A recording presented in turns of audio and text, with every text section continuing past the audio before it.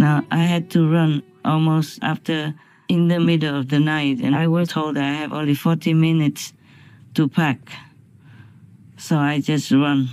And my little case cannot carry a lot, so I don't have everything I need at the moment in a tent. But I'm happy. I truly am grateful that I'm still here talking to you in minimal comfort, but it's still very good. I'm grateful.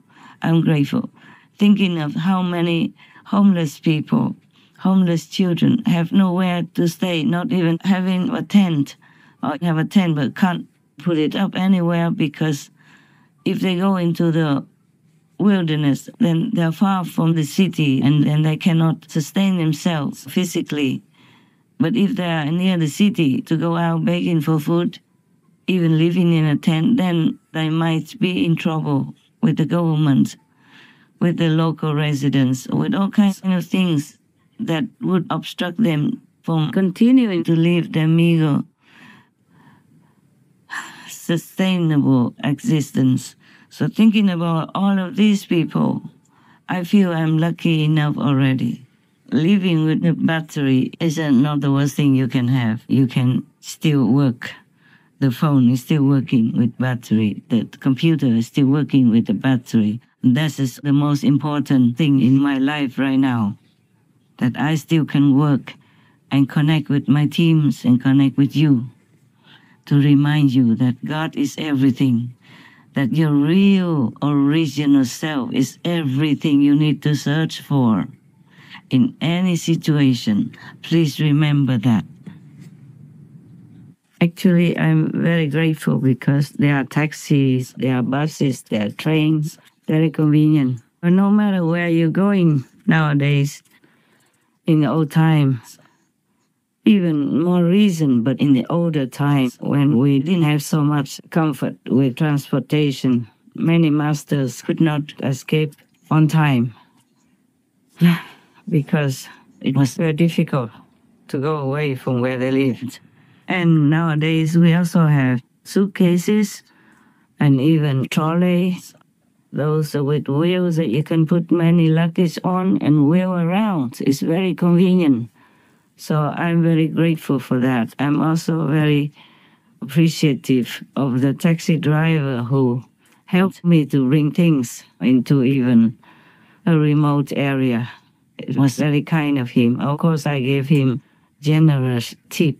Yeah, and we had some talk in the taxi while driving so that he could feel happy, not just a boring and deafening silence. So even though it was a long drive, it was good for both of us. And this is another thing I want to tell you, that some reporter wrongly accused us of stealing music that we play on our Supreme Master TV. Normally, I thought you would trust me, so I would never report to you what we do.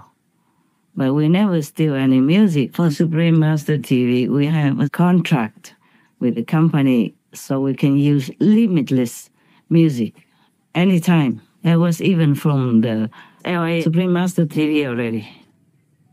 And evading tax and all that, it wasn't like that. We didn't have much money at that time. We didn't truly have like a big business or anything. So how could I have evaded tax?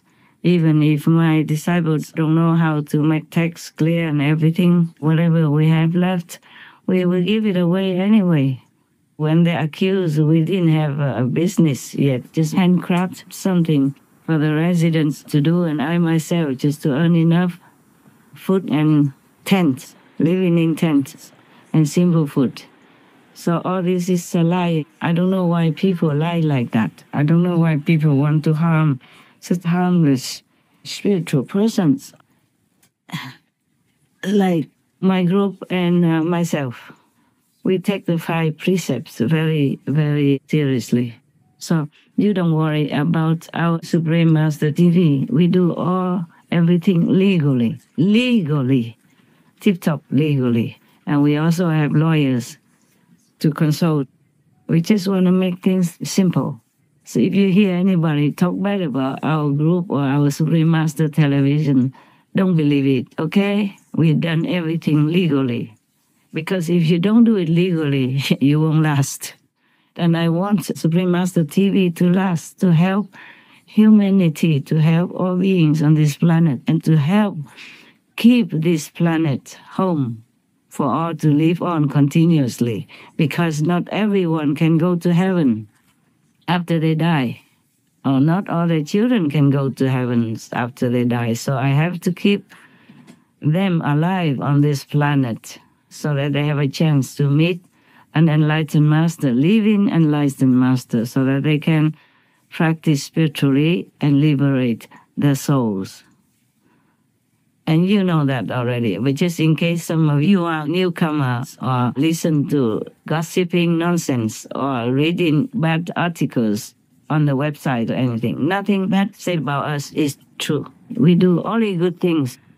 Actually, I'm also very grateful to good journalists, reporters, cameramen, and the websites and all the people who invent communication, businesses, computer, telephone, and all that. Because of them, it's convenient for me to continue to contact you and stay alive also. I'm grateful to God for all these conveniences and comforts that God has afforded to me. So even if I live in a tent, I'm very comfy. A tent keeps you warm, and sleeping bags and big blankets keep you warm, as if you don't need anything warm. And if you live in the forest, there is plenty of dry wood. You can always cook. Just dig a hole in the ground, small one, and you cook what you want to. Yeah, but of course I live simple, you know that. So actually, no matter where God puts me, I'm always grateful and comfortable. I just want you to know, not to worry about me, okay? And I feel strong enough to take care of all the problems and issues that face me and the world. I will save the world. I will save the planet to the best of my ability, with God's grace and all the Master's mercy and compassion. And with your help, with my team's help, with the remote workers' help, and with all my God's disciples' help, I feel confident that we can continue as long as God allows it. But I really wish that all humanity would help us by being vegan, keeping peace, and helping each other, meaning doing good deeds. Being vegan is already very compassionate and helping the animal people, helping the environment, helping the planet, to keep the planet. And keeping peace is also helping people not to die, helping your son, your daughter not to die, helping yourself also not to die early. So you might still have time to have a chance to find a master, to liberate yourself and go back to the true world. Yes? Meanwhile, we keep the planet until forever, until people can learn to see the reality behind all these curtains of illusion. And doing good deeds is also a big help. You help others who need, and also at the same time help yourself to store your merit, make your life more comfortable, more easy, more happy, and more sufficient to continue your life in comfort. Helping others is actually helping yourself.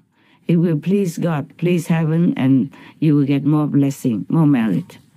Trust me, it is like that. So just be vegan, keep peace, do good deeds. That's all you have to do. If you don't want to follow any master, if you don't want to go to hell, just do those 3 things. And if you truly want to go back home to see God, to see a real greatness, then find a living enlightened master who already realized that, to teach you how. Yes, continuing with the phone. The phone is really very important nowadays.